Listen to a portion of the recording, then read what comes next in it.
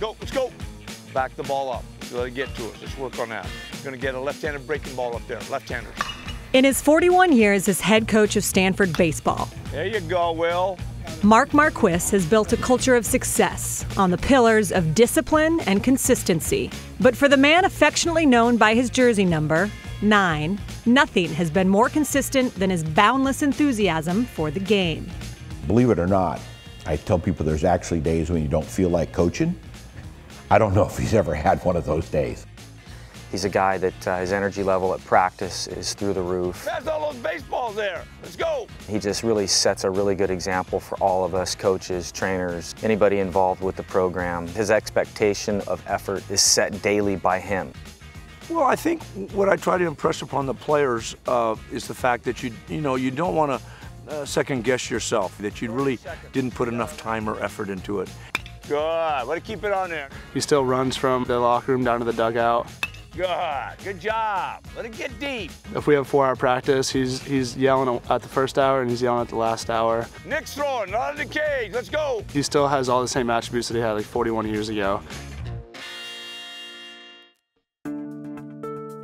Marquess first stepped onto the farm as a freshman in 1965. A wide receiver and defensive back on the football team, Marquess also starred as an All-American first baseman under head baseball coach Ray Young. After graduating and playing in the minor leagues for 2 years, Marquess returned to Stanford in 1971 as an assistant coach under Young.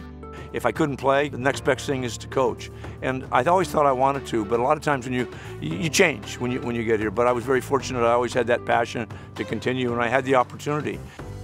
In 1977, at the young age of 28, Marquess was named Stanford's head coach. Working closely with assistant coach Dean Stotts, Marquess quickly set out to revitalize the program. When Coach and I first started, we were so young, with limited coaching experience, that we didn't really have a roadmap. But we had great dialogue between the two of us about the vision of where we thought this thing could go to. In 1987, Marquess took Stanford baseball to unprecedented heights, defeating Oklahoma State in the College World Series to win the program's first national championship. It's not always the best team that wins it. It's a team that plays the best at the right time. Or you have a game which you probably should have lost, but you win. And that 87 team was one of my better teams. 1 year later, in 1988, Marquess and the Cardinal accomplished the improbable, returning to Omaha and defending their title to win a second straight national championship. To really win the championship that year was really unexpected. That was probably the most amazing team we had playing back there, because we weren't as talented as the other teams we had taken to Omaha.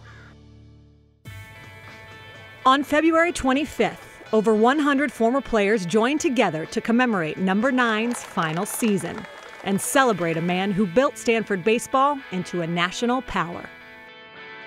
One of the neat things that he kind of said to us this year was, I know he only had daughters, so he said, I've always taken you guys in as my sons. This is my last year being able to do that, and that was really special.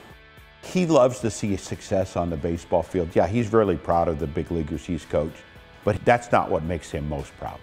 What makes him most proud is that he's helped young men, children become adults.